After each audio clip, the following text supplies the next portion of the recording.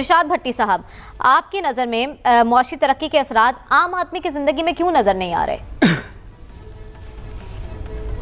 دیکھیے جی، پہلی بات تو یہ ہے کہ یہ ضرور ماننا ہے کہ ہم جیسے بھوکے ننگے اور 76 سالوں بعد اپنے آپ کو کھاتے اس ملک جس کا بیسک چیز پہ کوئی توجہ ہی نہیں دے رہا کہ آبادی بم ہے، اس پر توجہ دیں، معاشی اصلاحات پر توجہ دیں اور اپنے گھر کو درست کریں۔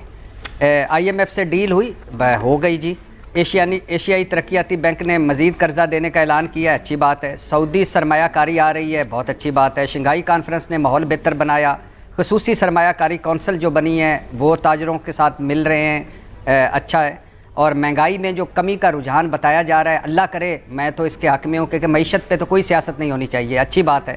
اور سنا جا رہا ہے یو ای، قطر، چین سے مزید اچھی خبریں ہیں، اور یہ حکومت کو بھی لے لیں کریڈٹ، لیکن اصل کریڈٹ ہے اس فوج کا اور آرمی چیف کا جناب منیر کا اور ان کے لوگوں کا جو ملک پھرتے ہیں۔ اور ہمیں شرمندگی یہ ہونی چاہیے کہ ہم جب کہتے ہیں نا کہ فوج سیاست سے آؤٹ رہے، اسٹیبلشمنٹ سیاست سے آؤٹ رہے، تو بھائی اس قابل تو ہو، کوئی تھوڑا سا کام تو اپنا کر لو۔ اگر آپ کام کرنے جوگے ہو جائے گے تو وہ خود بخود ہی پیچھے ہو جائیں گے۔ تو جب سعودی عرب سے سعودی سرمایہ کاروں کو آرمی چیف نے لانا ہے، جب یو ای سے جا کے معاہدے آرمی چیف نے کرنے ہیں، جب قطر والوں کو آرمی چیف نے راضی کرنا ہے، جب چین پہلے آرمی چیف نے جانا ہے اور ماحول بنانا ہے، اور پھر وزیر اعلیٰ شہباز شریف نے بھاگے جانا ہے، تو پھر آپ کس منہ سے باتیں کرتے ہو؟ سٹاک مارکیٹ بہتری ہوئی ہے، ٹھیک ہے، مگر اوکھے پینڈے لمیاں راواں عشق دیاں، بے تحاشا قرضے آپ پر، آبادی بم میں نے آپ کو بتا دیا، جہاں 5 گھر میں کھانے والے تھے اب 10 ہیں، چوری ڈاکے کرپشن نہیں رکی، مس مینجمنٹ نااہلی بیڈ گورننس کے پہاڑ ہیں یہ لوگ، اور 200 خسارہ زدہ سرکاری ادارے ہیں، ان سے آپ نے جان نہیں چھڑوائی۔ حکومت خرچے کم کرنے پر تیار ہی نہیں ہوئی، بس کمیٹیاں بنی جا رہی ہیں، سیاسی عدم استحکام آپ کو کھائی جا رہا ہے، دہشت گردی کی اوپر سے نئی لہر ہے، آئی پی پی سے شرمناک معاہدے ہیں، بجلی گیس بنیادی ضروریات ابھی بھی پہنچ سے دور ہیں، آئی ایم ایف جو شرائط ہیں قرضے کے ساتھ وہ کبھی آپ پڑھ لیں تو آپ کو ٹھنڈ پڑ جائے گی، مگر مچ جو ہیں ایلیٹ کیپچر جو ہے ان کو ٹیکس نیٹ میں نہ لایا جاتا ہے، نہ ان کا کچھ ہے اب۔ اور پھر سب سے بڑی بات کہ بیوروکریٹس لے لیں، سیاستدان لے لیں، تاجر لے لیں، بڑے سرمایہ کار لے لیں، ان کے بزنس باہر ہیں، اولادیں باہر ہیں، جدادیں باہر ہیں، سرمایہ باہر ہیں، اور یہ کہہ رہے ہیں کہ سعودی عرب والے بھی ادھر آ جائیں، یو ای والے بھی ادھر آ جائیں۔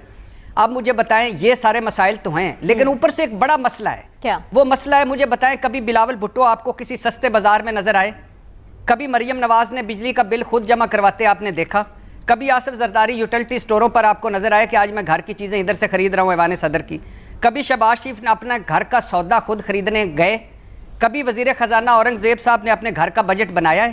کبھی اسٹیٹ بینک گورنر سے آپ پوچھ لیں کہ سرخ مرچیں کتنے روپے کلو ہیں اور آلو پیاز کتنے روپے کلو ہے؟ تو یہ وہ لوگ ہیں جو ہم سے کٹے ہوئے ہیں، ہمارے مسائل سے کٹے ہوئے ہیں، ہماری دنیا سے علیحدہ لوگ ہیں۔ اگر یہ ہمارے نلکوں سے یہ بھی پانی پیتے، ہمارے جیسے یہ بھی زندگی گزارتے، ہم جیسے ہم رول رہے ہیں ویسے ہم یہ رولتے، تو آج بڑی صورتحال مختلف ہوتی۔ جے ہند۔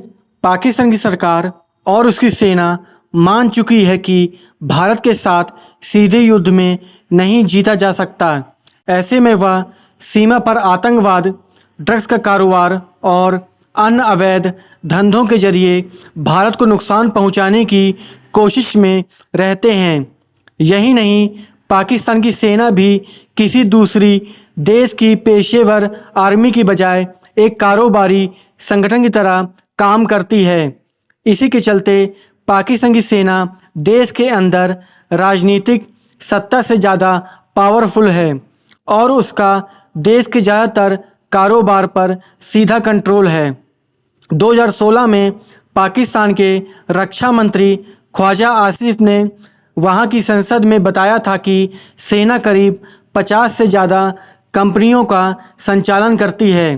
ان کمپنیوں کا کنٹرول فوجی فاؤنڈیشن، شاہین فاؤنڈیشن، بحریہ فاؤنڈیشن، آرمی ویلفیئر ٹرسٹ اور ڈیفنس ہاؤسنگ اتھارٹی جیسے سنستھاؤں کے مادھیم سے کیا جاتا ہے۔